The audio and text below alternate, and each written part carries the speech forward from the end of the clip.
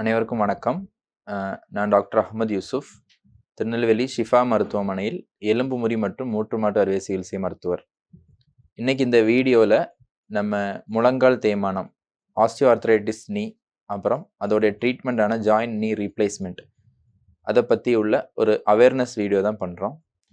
நம்ம ஓபிக்கு வரக்கூடிய பேஷண்ட்ஸில் மோர் தென் 50% பேஷண்ட்ஸுக்கு நீ ஜாயிண்ட் ப்ராப்ளம்ஸ் அதிகம். அதில் ஆஸ்டியோஆர்த்ரைட்டிஸ் நீ, அதாவது முழங்கால் தேய்மானம் என்பது ரொம்ப காமன். அதுக்கு நம்ம பண்ணக்கூடிய ட்ரீட்மெண்ட்டில் ஒரு மெத்தட் தான் ஜாயிண்ட் ரீப்ளேஸ்மெண்ட். ஆர்டிஃபிஷியல் ப்ராஸ்தசிஸ் வச்சு நம்ம அந்த தேய்மானமான மூட்டின் பகுதியை மாற்றி வச்சு அந்த பகுதியில் செயற்கை மூட்டை பொருத்துவோம். இதை பற்றி நம்ம பப்ளிக்கில் நிறைய டிஃப்ரென்ஸ் ஆஃப் ஒப்பீனியன் இருக்கும். அதாவது நிறைய பேருக்கு பண்ணால் அது நடக்க முடியாமல் போயிடுற மாதிரி ஆயிருமோ, இல்லை அது பண்ணால் வேறு ஏதாவது காம்ப்ளிகேஷன்ஸ் வருமா, இன்ஃபெக்ஷன் வருமா, நடக்க முடியாமல் போயிருமா, அது பண்ணால் சக்ஸஸ் ஆகுமா அப்படிங்கிற ஒரு கேள்வி எல்லா பேஷண்ட்ஸுக்கும் இருக்கும். ஸோ அந்த ஒரு டவுட் கிளியர் பண்ணுறதுக்காக வேண்டி தான் நம்ம இந்த வீடியோ பதிவு பண்ணுறோம். ஸோ அதுக்கு நம்ம ஜாயிண்ட் ரீப்ளேஸ்மெண்ட் பண்ண ஒரு பேஷண்ட் மிஸ்டர் நௌஃபல் நம்ம கூட இருக்கிறாங்க. சாருக்கு ரொம்ப நாளாக முட்டி தேய்மானம் இருந்துச்சு. அதுக்கு நம்ம ஜாயிண்ட் ரீப்ளேஸ்மெண்ட் பண்ணோம். ஸோ சாரோட ஒரு ஒரு ஒரு ஷார்ட் டாக் இன்னைக்கு நம்ம இந்த வீடியோவில் பார்க்கலாம். வணக்கம், என்னுடைய பேர் நௌஃபல். நான் பில்டிங் கான்ட்ராக்டராக இருக்கிறேன் திருநெல்வேலியில். எனக்கு 1999 எனக்கு பைக்கில் ஒரு ஆக்சிடெண்ட் நடந்தது. அப்போ நாட்டு மருந்துங்கக்கூடிய பண்டார விளக்கிட்ட நான் கெட்டினேன். அதில் எனக்கு ஒரு தவறான முடிவு கிடச்சிது. கிட்டத்தட்ட ஒரு 15-20 வருஷமாக நான் முட்டு வலியோடு அவதிப்பட்டேன்னா நடக்க முடியாமல் ரொம்ப அவதிப்பட்டேன். அப்புறம் எனக்கு இப்போ ஒரு 6 மாதத்துக்கு முன்னாடி எனக்கு யூசுப் சாருடைய நண்பர் மூலிமா டாக்டர் யூசுப் சார் அறிமுகம் கிடைச்சிது. அப்போ நான் அவங்ககிட்ட முட்டை காட்டினேன். என்னை எக்ஸ்ரே எடுக்க சொன்னாங்க. எக்ஸ்ரே எடுக்க சொன்ன மாதிரி நல்லா 2 முட்டும் ஜாயிண்ட் ஆகிருக்குன்னு சொன்னாங்க. அதனால தான் உங்களால் நடக்க முடியல, உங்களுக்கு நீல் ரீப்ளேஸ்மெண்ட் ஆப்ரேஷன் உங்களுக்கு பண்ணுனா நல்லாயிருக்கும் அப்படின்னு சொன்னாங்க. எனக்கு நானும் திருப்பி வெளியில் எல்லாருமே 4 பேர் 4 விதமாக சில குழப்பத்தைகள்லாம் சொன்னாங்க. அப்புறம் நல்ல முடிவுகளும் எனக்கு கிடைச்சிது. ஒரே முடிவாக ஆப்ரேஷன் பண்ணிடலாங்கிற முடிவில் நான் டாக்டர் யூசுப் சார்கிட்ட பேசினேன். அப்புறம் அவங்க ஷிஃபா ஆஸ்பத்திரியிலே பண்ணலாம் அப்படின்னு சொன்னாங்க. நானும் ஷிஃபா ஆஸ்பத்திரியை செலக்ட் பண்ணி ஆப்ரேஷன் முடிவு எடுத்தேன். எனக்கு மார்ச் மாதம் 5ஆம் தேதி ஆப்ரேஷன் நடந்தது. ஆப்ரேஷன் நடந்தது. எனக்கு நீல் ஆப்ரேஷன் ரீப்ளேஸ் பண்ணாங்க. எனக்கு எந்த விதமான வலிகளும் எதுவுமே ஆப்ரேஷன் பண்ணும்போது தெரியலை. இப்போது நான் ஒரு 15 நாளாக ஒரு வாரம் ஆஸ்பத்திரியில் இருந்தேன். 15 நாள் வாக்கிங் ஸ்டிக்கோடு நடந்தேன். அதுக்கப்புறம் வாக்கிங் ஸ்டிக் இல்லாமல் நான் நடக்கிறேன். இப்போ கிட்டத்தட்ட எனக்கு ஒரு 4 மாதம் காலமாக ஆகிட்டு எனக்கு எந்த விதமான வலியும் இல்லை.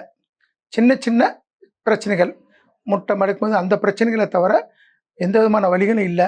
எனக்கு ஆப்ரேஷன் பண்ணுறதுக்கு முன்னால் என்னால் ஒரு 100 மீட்டர் கூட என்னால் நடக்க முடியாது. இப்போ சர்வசாதாரணமாக 1.5 கிலோமீட்டர் வரைக்கும் நான் நடக்கிறேன். அதுக்கு மேலே என்னால் நடக்க முடியும். ஆனால் நான் அது வரைக்கும் தான் நான் நடக்கிறேன். அதனால் எனக்கு எந்த விதமான வலியும் எதுவுமே எனக்கு தெரியலை. மாடிப்படி ஏறி இறங்குதேன். இதில் என்னென்னா, நான் கன்ஸ்ட்ரக்ஷன் பண்ணும்போது சில சைட்டுகளில் மேலே ஏற வேண்டியது இருக்கும்.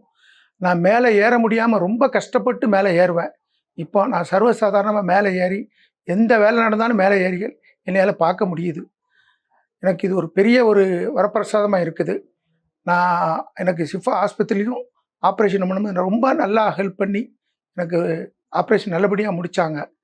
இந்த நீல் ரீப்ளேஸ்மெண்ட் ஆப்ரேஷன் பண்ணுறதுக்கு முன்னால் பல பேர் பல விதமாக சொன்னாங்க. ஆனால் அதில் எந்த மாற்றம், எந்த ஒரு இதுவும் கிடையாது. நீல் ரீப்ளேஸ்மெண்ட் பண்ணுறதுனால தான் நம்ம நடைகள் நல்லா வருது, எல்லாமே இருக்குது. இதை தப்பான முடிவு சொல்கிறாங்க. அந்த தப்பான முடிவுகள் இதில் எதுவுமே கிடையாது. எனக்கு பண்ண போய் தான் நான் கிட்டத்தட்ட 1.5 கிலோமீட்டர் வரைக்கும் நான் நடந்துட்டுருக்கிறேன். என்னுடைய பழைய நடைகளும் இப்போ உள்ள பழைய நடை என்னால் நடக்கும்போது நான் கிட்டத்தட்ட ஒரு 1/2 அடிக்கு சரிஞ்சு தான் நான் நடப்பேன். இப்போ எனக்கு நடையே நேராக இருக்கிறது.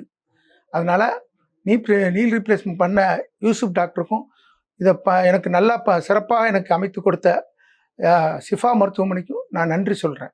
வணக்கம். முழங்கால் தேய்மானம் அப்படிங்கிறதுக்கு வந்து பல காரணங்கள் இருக்குது. அதுக்கு முன்னாடி அடிபட்டதாக இருக்கலாம் ஒரு காரணம், நௌஃபல் சாருக்கான மாதிரி. அது இல்லாமல் நம்ம வயதானவங்களுக்கு ஒரு 60 வயசுக்கு மேலேயே சிலவங்களுக்கு முட்டி தேய்மானம் வரலாம், சிலவங்களுக்கு வாத நோய் தொந்தரவுனால முட்டி தேய்மானம் வரலாம். ஸோ அந்த மாதிரி முழங்கால் தேய்மானத்துக்கு நிறைய ரீசன்ஸ் இருக்குது. ஸோ அதில் எல்லா பேஷண்ட்ஸுக்குமே நம்ம ஃபஸ்ட்டே நீ ரீப்ளேஸ்மெண்ட் சஜஸ்ட் பண்ண மாட்டோம். இந்த பேஷண்ட்டோட அந்த முட்டி தேய்மானத்தோட ஸ்டேஜை பொறுத்து தான் நம்ம வந்து ட்ரீட்மெண்ட் டிசைட் பண்ணுவோம். இனிஷியல் ஸ்டேஜ் எல்லாமே எப்போவுமே மெடிசின்ஸ், ஃபிசியோதெரப்பி எல்லாமே கட்டாயம் நம்ம ட்ரை பண்ணி தான் ஆகணும். அதோட பேஷண்ட்டோட ஃபங்க்ஷனல் டிமாண்ட்ஸ் அதுவுமே நம்ம அசஸ் பண்ணணும். அதாவது ஒரு பேஷண்ட் ஒரு மேனுவல் ஒர்க்கராக இருந்தால் அவங்களோட டிமாண்ட்ஸ் வேறு, ஒரு பேஷண்ட்டோட லைஃப் செடன்ட்ரியாக இருக்குது, வீட்டிலேயே இருக்காங்க அப்படின்னா அவங்களோட டிமாண்ட்ஸ் வேறு. ஸோ பேஷண்ட்டோட ஏஜ் அது இன்னொரு க்ரைட்டீரியா. 40 வயசுலேயே 45 வயசுலேயே நீ ரீப்ளேஸ்மெண்ட் பண்ணாலும் சக்ஸஸ் ஆகாது. ஸோ அந்த மாதிரி விஷயங்களும் நம்ம பார்க்கணும். அதெல்லாம் ரொம்ப ரேர் கேசஸில் தான் நம்ம பார்ப்போம். இந்த வாத நோய் வந்து முழங்கால் தேய்மானம் வந்து கால் நடக்க முடியாமல் இருக்கிறவங்களுக்கு, கால் ரொம்ப வளைந்தவங்களுக்குலாம் வந்து நம்ம எளியராக பண்ணுற மாதிரி இருக்கும். ஸோ நீ ரீப்ளேஸ்மெண்ட்டை பொறுத்த வரைக்கும் பேஷண்ட் செலெக்ஷன் அதுதான் இம்பார்ட்டன்ட் க்ரைட்டீரியா. எந்த பேஷண்ட்டுக்கு நம்ம கரெக்டாக பண்ணுறோமோ அந்த பேஷண்ட்டுக்கு ரிசல்ட் வந்து 100% சக்ஸஸ்ஃபுல்லாக இருக்கும். பேஷண்ட் செலெக்ஷன் நம்ம சைட்லேருந்து ராங்காக இருக்குது அப்படின்னா மேபி ரிசல்ட்ஸ் வந்து சாட்டிஸ்ஃபேக்டரியாக வராமல் இருக்கலாம். ஸோ இந்த டிஃப்ரென்ஸ் ஆஃப் ஒப்பீனியன் வர்றதுக்கு ரீசன் அதுதான். நம்ம கரெக்டான பேஷண்ட் செலக்ட் பண்ணி கரெக்டான டைமில் நம்ம சர்ஜரி பண்ணோம் அப்படின்னா 100% சக்ஸஸ் இருக்கும். இதுதான் இந்த வீடியோட அவேர்னஸ். ஸோ இதை யூஸ்ஃபுல்லாக இருக்கும்னு நான் நினைக்கிறேன். தேங்க்யூ.